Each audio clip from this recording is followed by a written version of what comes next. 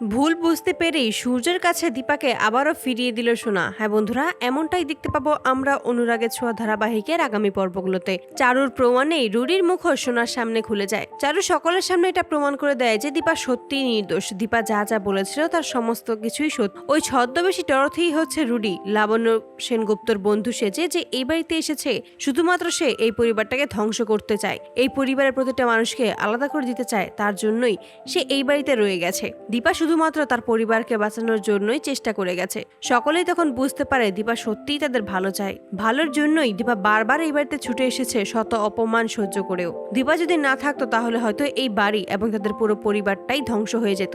দীপার বুদ্ধিতে সর্বশেষ রুডির আসল মুখোশ সকলের সামনে হাজির হয়। নিজের চোখে বিশ্বাস করতে পারে না সোনা যা দেখেছে তা সত্যিই কিনা। সত্যিই রুডি বেঁচে আছে। ওই কুন্তলার পাল্লায় পড়ে তার মাকে সে অনেক কষ্ট দিয়েছে, অনেক অপমান করেছে। তবে এবার আর নয়, তার মাকে এবার সে এই বাড়িতে ফিরিয়ে আনবে। তার হারানো সম্মান আবারও ফিরিয়ে দেবে, তার বাবা মাকে আবারও এক করবে। এইসব ভাবতে ভাবতেই রুডির মুখোমুখি হয় এবং রুডির নকল চুল ধরে টান দিতেই নকল চুল খুলে আসে সোনা আর বলে যে তুমি আমাকে ঠকিয়েছো, তুমি আমায় ভালোবাসোনি রুডি, কিন্তু আমি তোমায় ভালোবেসে ফেলেছিলাম। সুন্দর একটা সংসার করব তোমার সাথে, তার কিছুই আর হলো না। তুমি আমার সব স্বপ্ন ভেঙে দিয়েছো, আমার ভালোবাসার মর্যাদা তুমি রাখতে পারোনি। তোমার জন্য আমি নিজের কি অবস্থা করে রেখেছি। মা আমাকে সবসময় বলতো আমি যেন নতুন করে আবারও নিজের জীবনটাকে শুরু করি, শুধুমাত্র তোমার কথা ভেবে, তোমার আশায় থেকে। আমি নিজেকে পরিবর্তন করতে পারিনি, কিন্তু তুমি আমার কাছাকাছি থেকেও আমাকে ঠকিয়ে গেছো, আমাকে মিথ্যে বলেছো, তুমি আমাকে মোটেও ভালোবাসোনি। তবে এই অন্যায়ের শাস্তি তুমি নিশ্চয়ই পাবে। এই বলেই পুলিশকে ফোন করে শোনা এবং রুডিকে পুলিশের হাতে তুলে দেয়। দীপার সামনে এসেই দীপাকে জড়িয়ে ধরে কান্নায় ভেঙে পড়ে শোনা।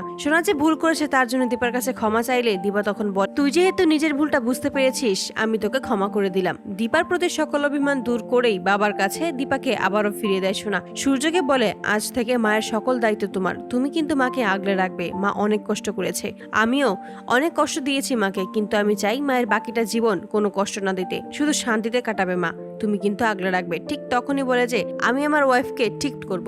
সোনা তখন সূর্য আর দীপাকে সুন্দর করে সাজিয়ে দেয় এবং এই পুজোর অনুষ্ঠানে তাদের বাবা মাকে আবারও এক করে দেয়। তো বন্ধুরা, তোমরা এটাই তো চাও যেন এভাবেই সোনা নিজের ভুল বুঝতে পারে এবং সূর্যের কাছে দীপাকে আবারও ফিরিয়ে দেয়? কমেন্টে জানাও। আর নিয়মিত আপডেট পেতে আমাদের চ্যানেলটি এক্ষুনি সাবস্ক্রাইব করে পাশে থাকো। ধন্যবাদ।